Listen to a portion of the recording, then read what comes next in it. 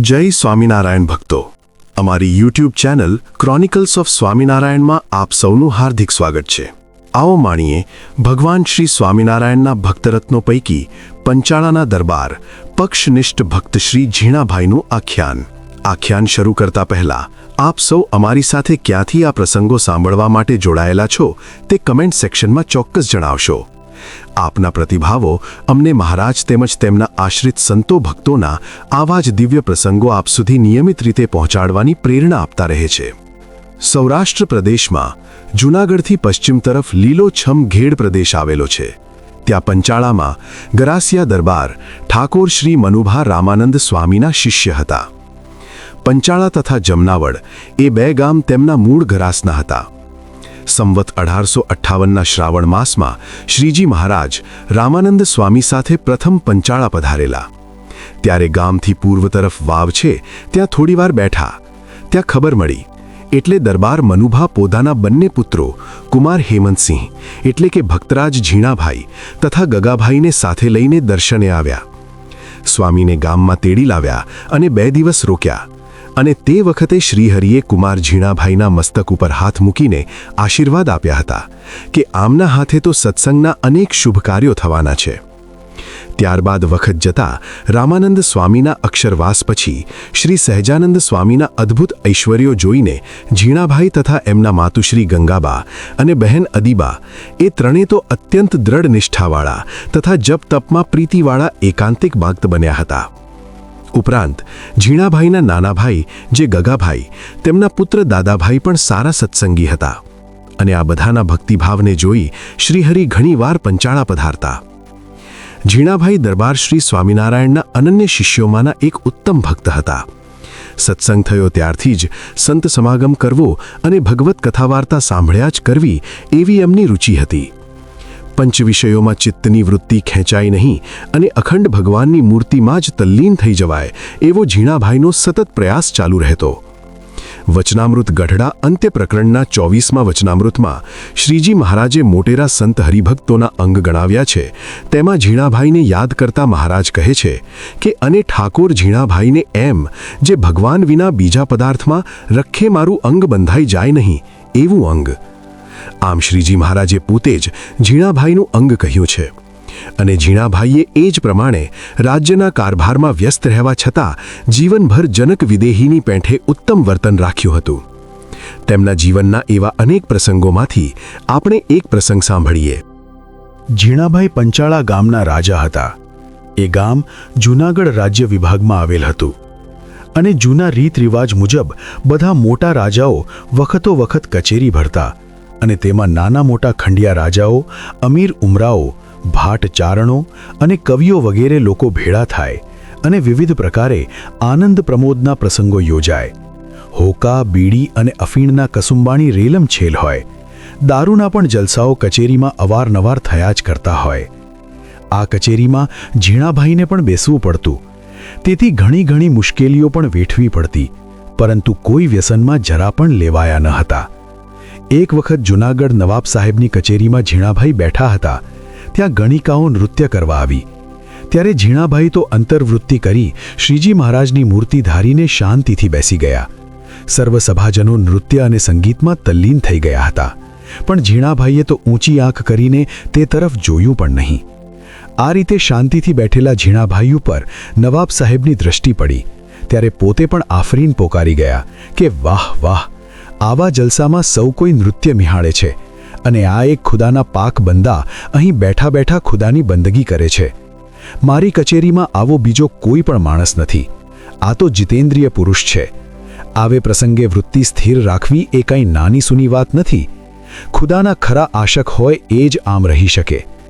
આ બનાવ પછી નવાબ સાહેબ ઝીણાભાઈનો બહુ મહિમા સમજી માન આપતા અને નવાબના દરબારમાં તેમની ખુરશી પડતી અને રાજવહીવટની બાબતોમાં તેમની સલાહ પણ લેવાતી. ઝીણાભાઈની પ્રકૃતિ સ્વાભાવિક રીતે બહુ જ ઉદાર હતી. તેથી શ્રીજી મહારાજ અને સંતોની સેવા તન, મન અને ધનથી ઉત્સાહપૂર્વક કરતા. એ જ રીતે ગરીબ સત્સંગીઓનો દરેક રીતે પક્ષ રાખી તેમને હર વખત આર્થિક સહાય પણ આપતા. ભગવત ભક્તોને પ્રિય ગણી અંગત સંબંધીઓથી પણ વિશેષ સેવા શુશ્રૂષા કરતા. માંગરોળમાં કમળશીભાઈ વાંઝા બહુ જ સારા સત્સંગી હતા. પોતાના કુટુંબમાં બીજા કોઈ સત્સંગી નહોતા. સ્ત્રી પુત્રાદિક જે નજીકના સગા હતા તે બધા ફેલ ફિતુરથી ભરપૂર અને સત્સંગના દ્વેષી હતા. એમને સદાચાર તથા ધર્મ બિલકુલ ગમતા નહીં.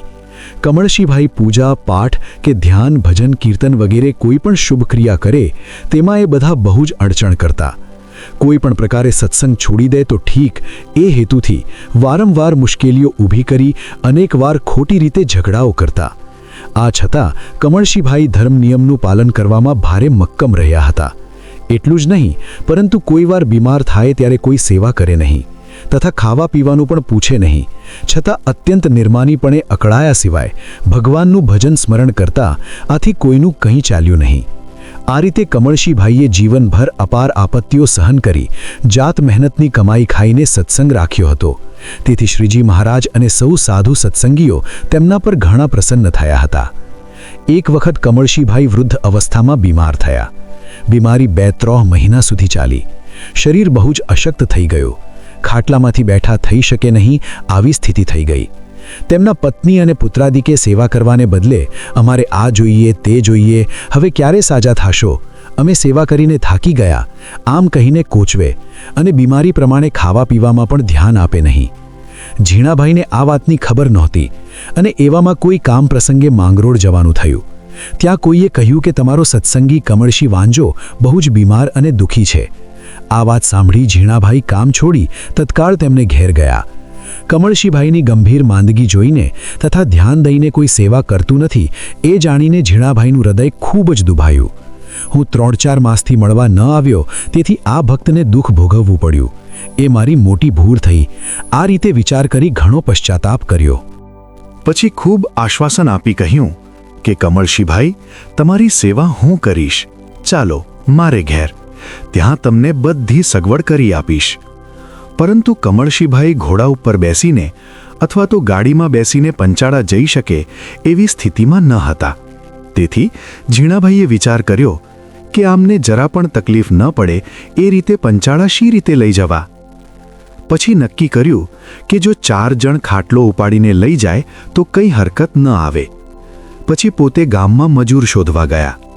3 મજૂરો મળ્યા અને ચોથો મજૂર મેળવવા માટે ઘણો પ્રયત્ન કર્યો, પણ કોઈ મળ્યું નહીં. કારણ કે માંગરોળથી 16 માઇલ દૂર પંચાળા કોઈ માંદાનો ખાટલો ખભે ઉપાડીને લઈ જવો એ દરેકને કઠિન જણાયું. તેથી કોઈએ હા ન પાડી. પછી 3 મજૂર અને ચોથા ઝીણાભાઈ પોતે માંદાનો ખાટલો ખભે લઈને ચાલતા થયા. એક હાથમાં ઘોડીની લગામ અને ખભે માંદાનો ખાટલો લઈને ઝીણાભાઈ એક ગામ પાસે આવ્યા. ત્યાં ગામના પટેલ મળ્યા. તે કહે, અરે ઠાકોર સાહેબ, આપ ગામધણી થઈને આમ કરો તે કંઈ સારું લાગે? ઝીણાભાઈ કહે, કોઈ મજૂર મળ્યો નહીં એટલે હું ઉપાડી ચાલ્યો. ભગવાનના ભક્તની સેવા તો બહુ મોટા પુણ્યવાળાને મળે છે. મારા ધન્ય ભાગ્ય કે એ સેવા મારા ભાગમાં આવી. પટેલ કહે, દરબાર, આપ થોડી વાર અહીં બેસો, હું અબ ઘડી મજૂર ખોળી લાવું છું. એમ કહી તેઓ તરત જ ગામમાં ચાલ્યા ગયા અને ઝીણાભાઈ તો રાહ જોયા સિવાય માર્ગે ચાલતા થઈ ગયા. પાછળથી પટેલે મોકલેલો મજૂર આવ્યો ત્યારે ઝીણાભાઈ ખાટલો તેને સોંપી ઘોડી ઉપર સવાર થયા. આ રીતે માંદા ભક્ત કમળશીભાઈનો ખાટલો ખૂબ સંભાળપૂર્વક પંચાળા લાવ્યા.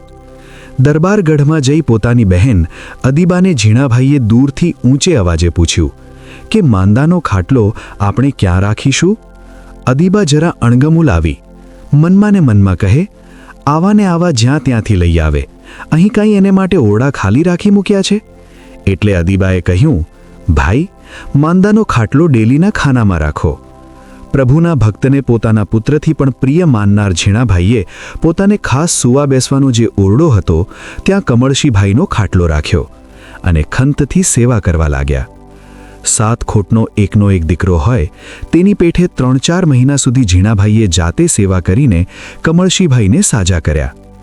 એક દિવસ કમળશીભાઈને શરદીનો ભાગ વિશેષ હશે, તેથી ઝીણાભાઈએ અદીબાને પૂછ્યું કે ઘરમાં તીખા એટલે કે મરી હોય તો લાવો, માંદા માટે જોઈએ છીએ. ત્યારે અદીબા કહે, તીખા તો નથી. ત્યારબાદ 2-3 દિવસ પછી ઝીણાભાઈ શરદીથી માથું દુખતું હોવાથી સૂતા હતા. ત્યાં કહ્યા વગર અદીબા તીખા વાટીને એક વાટકીમાં લાવ્યા અને કહ્યું કે લો ભાઈ, આ તીખા કપાળે લગાડો એટલે જલ્દી આરામ થઈ જશે. ઝીણાભાઈ કહે, 2 દિવસ પહેલાં તો ઘરમાં તીખા ન હતા ને આજે ક્યાંથી લાવ્યા? ત્યારે અદીબા કહે, થોડા હતા તે વાટીને લાવી છું.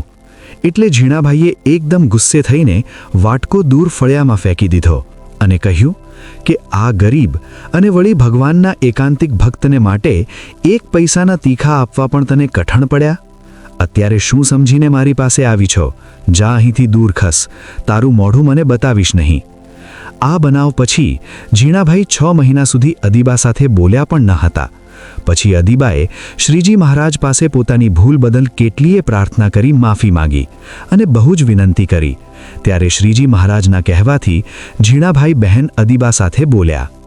કમળશીભાઈની બીમારીનો ખાટલો જ્યારે ઝીણાભાઈના દરબારમાં હતો ત્યારે એ સમયમાં શ્રીજી મહારાજ પંચાળા પધાર્યા હતા.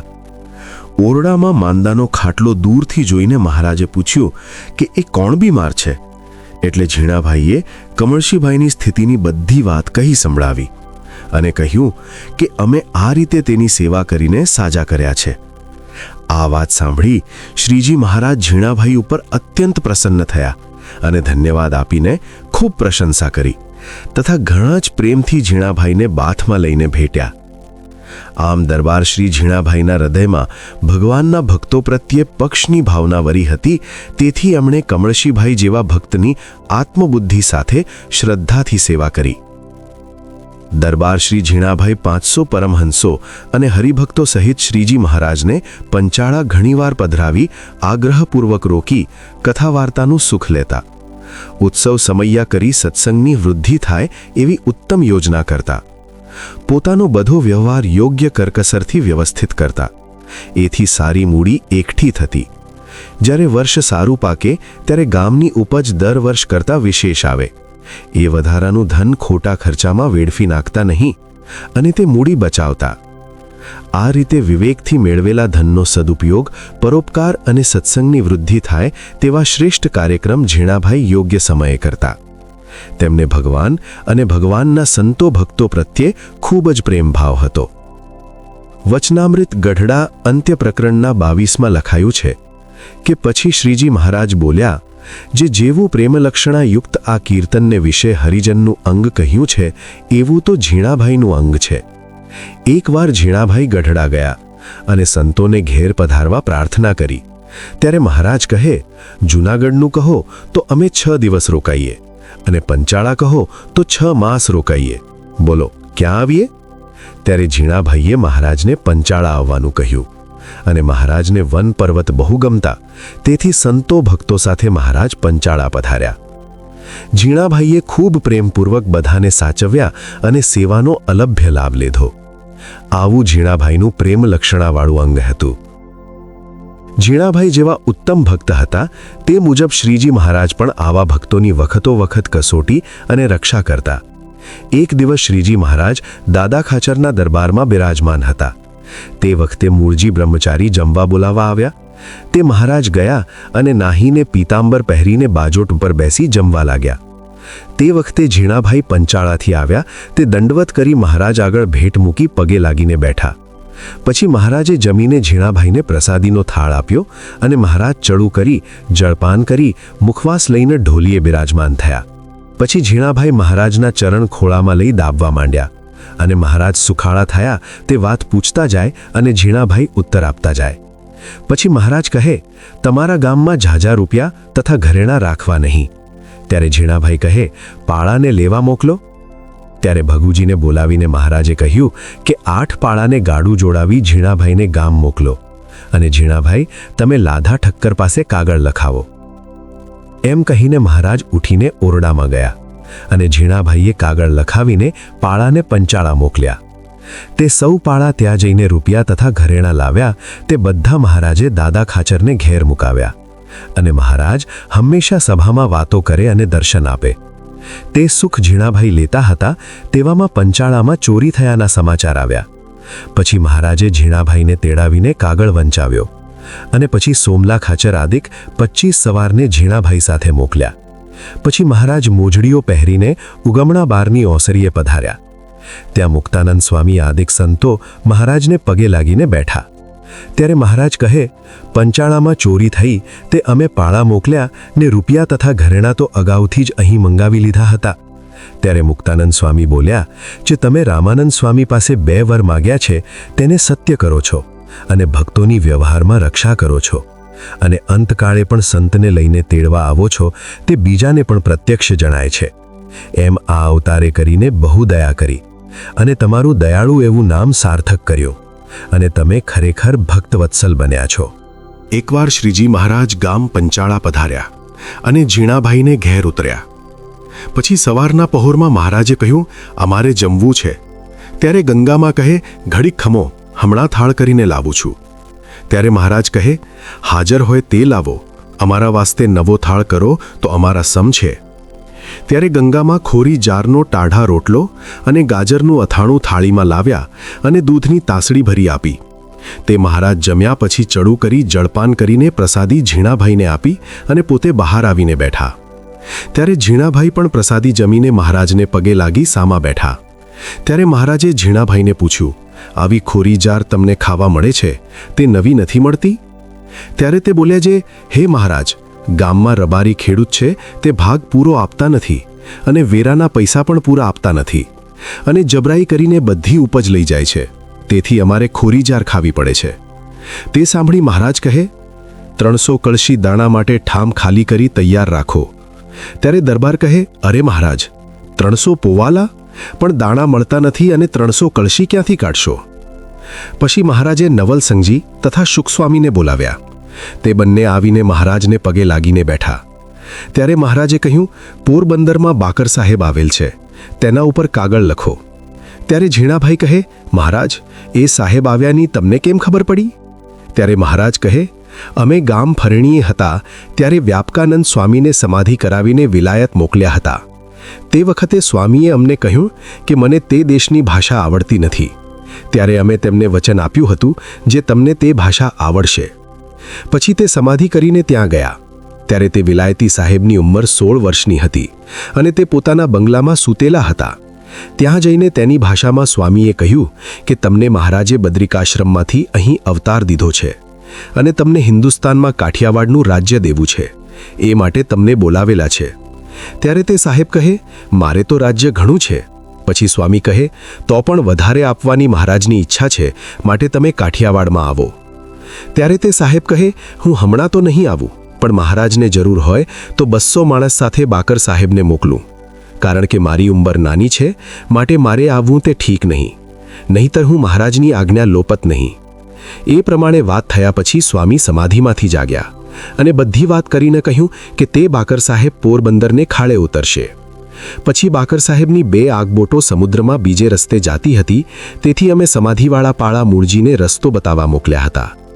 તેથી તેણે રસ્તો બતાવ્યો એટલે તે આગબોટો 2 દિવસથી પોરબંદર આવી છે અને ત્યાં તેઓ તંબુ નાખીને રહેલા છે અને અમારા સમાચાર માણસોને પૂછે છે.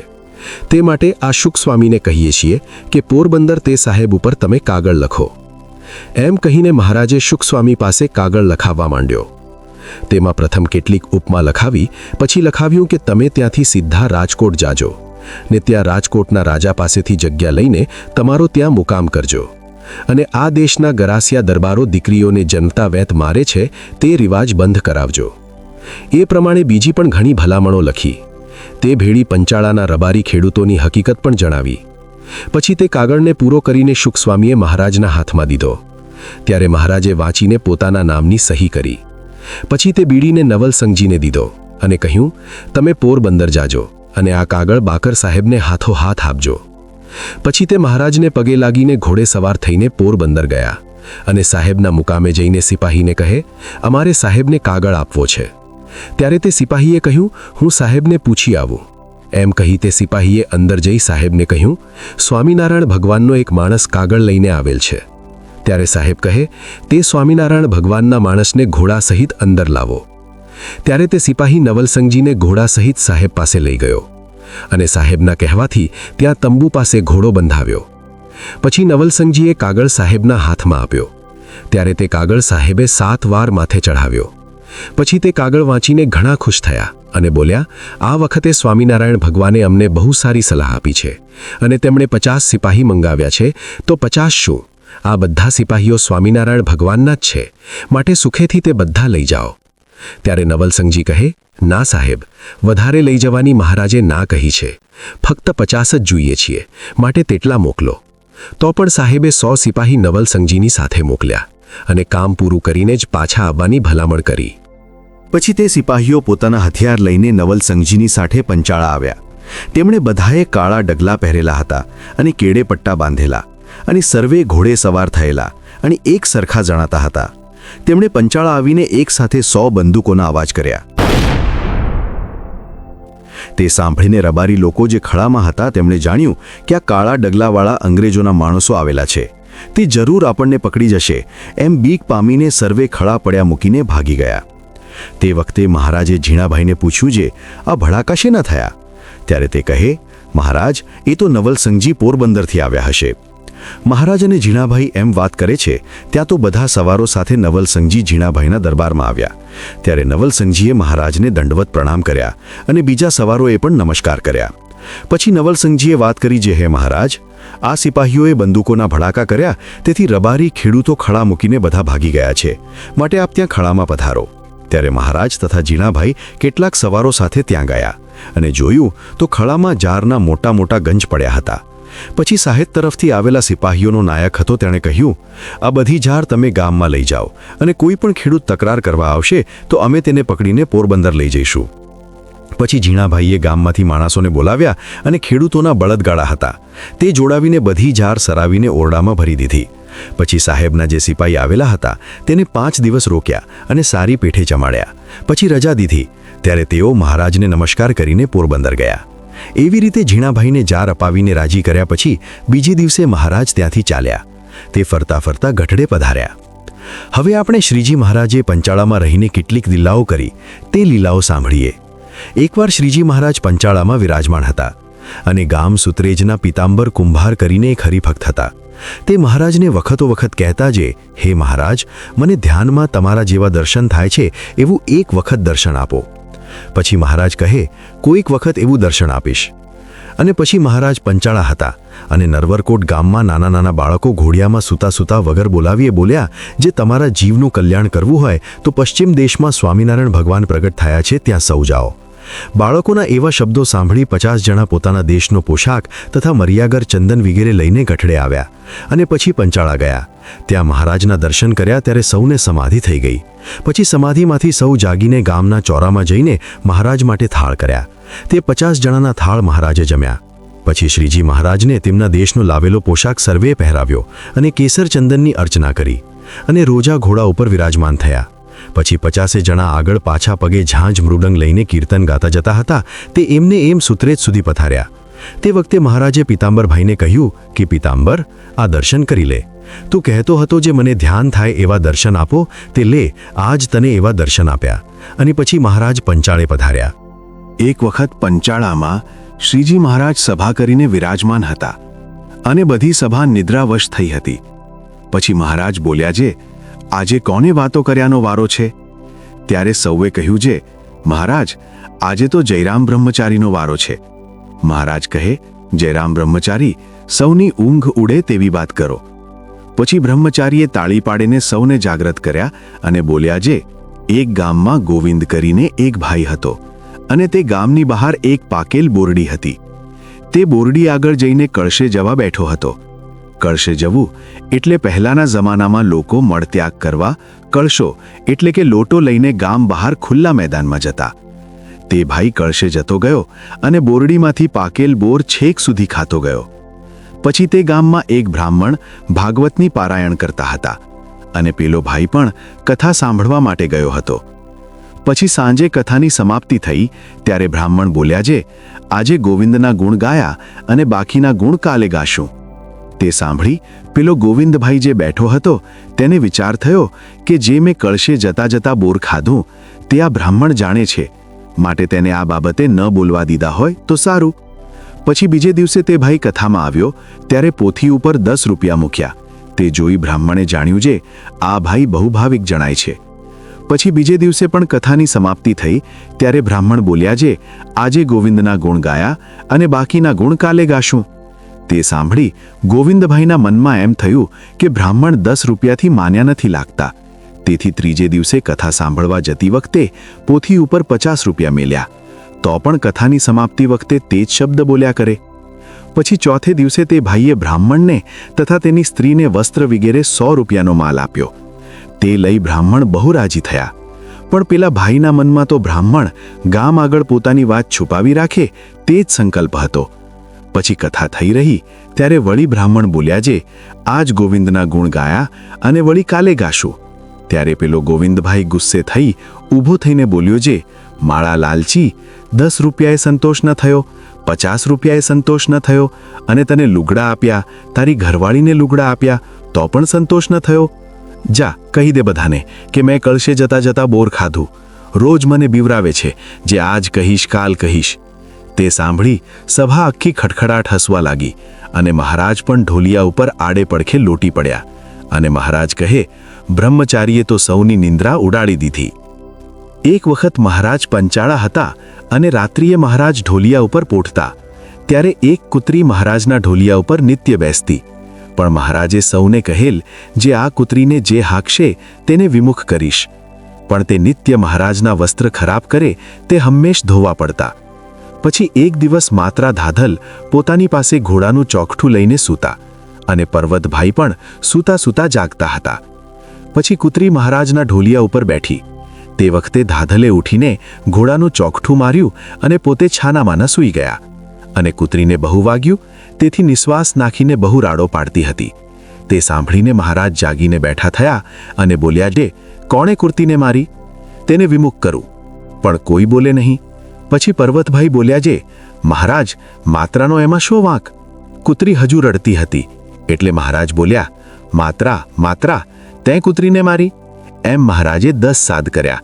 ત્યારે માત્રા ભગત કહે, કોણ જાણે કોણે માર્યું? ત્યારે મહારાજ કહે, તે મારીને. ત્યારે માત્રા ધાધલ કહે, મહારાજ, આ કૂતરી નિત્ય તમારા વસ્ત્ર બગાડે છે, તે ધોઈને થાકી ગયા. પછી તે કૂતરી ફરીથી આવતી બંધ થઈ ગઈ. ઝીણાભાઈના બહેન શ્રી અદીબા સાંખ્ય યોગ ધારીને પંચાળામાં પ્રભુનું ભજન કરતા હતા. એકવાર શ્રીહરિ પંચાળામાં વિરાજતા હતા તે સમયે ગામમાં લગ્નના ઢોલ વાગ્યા. આ સાંભળી શ્રીહરિએ મનુષ્ય ચરિત્ર આદર્યું કે અમારે લગ્ન કરવાનું તો રહી ગયું. અમારે લગ્ન કરવા છે, કોઈ કન્યા ગોતી લાવો. ત્યારે દાદા ખાચર અને પર્વતભાઈ કહે, અમારે તો દીકરી નથી, નહીં તો આપત. પણ આ ઝીણાભાઈના બહેન અદીબા છે તે કુંવારા છે, તે શ્રીહરિ સાથે પરણે તો થાય. ઝીણાભાઈ તે સમયે ત્યાં હાજર હતા.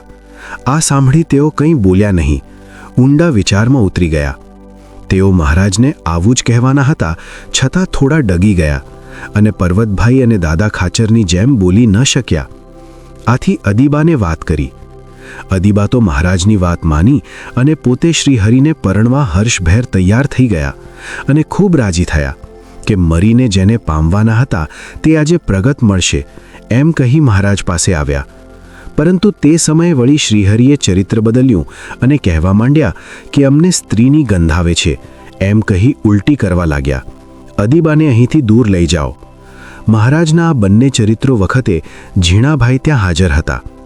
શ્રીહરિનું આવું મનુષ્ય ચરિત્ર જોઈને તેમના મનમાં મહારાજ પ્રત્યે જરા પણ કુભાવ ન થયો કે આ ભગવાન કહેવાય છે અને વળી પરણવાનો સંકલ્પ કરે છે. આ ઝીણાભાઈની ઉત્તમ સમજણ કે જ્ઞાનનું અંગ કહીએ તો અતિશયોક્તિ ન કહેવાય અને એ જ્ઞાનને શ્રીહરિએ વખતો વખત વચનામૃતમાં પણ વખાણ્યું છે. શ્રીજી મહારાજ દેશ વિદેશમાં જ્યાં જ્યાં મોટા સમૈયા ઉત્સવો કરતા ત્યાં ઝીણાભાઈ દર્શન અને સમાગમનો લાભ લેવા પહોંચી જતા. એટલું જ નહીં, પણ ઘરના અગત્યના કામકાજ છોડી શ્રીજી મહારાજની સાથે ગામડાઓમાં પણ ઘણીવાર સાથે રહી ભારે ઉત્સાહથી સેવા કરતા અને શ્રીજી તથા સંતો હરિભક્તોને પંચાળા અનેકવાર પધરાવી ઉત્તમ સેવા બજાવતા. આમ એમણે પ્રેમ અને મહાત્મ્યપૂર્વક જીવનભર એકધારી ઘણી સેવાઓ કરી હતી. તેમજ ઉત્સવો કરવામાં પુષ્કળ ધન વાપર્યું હતું.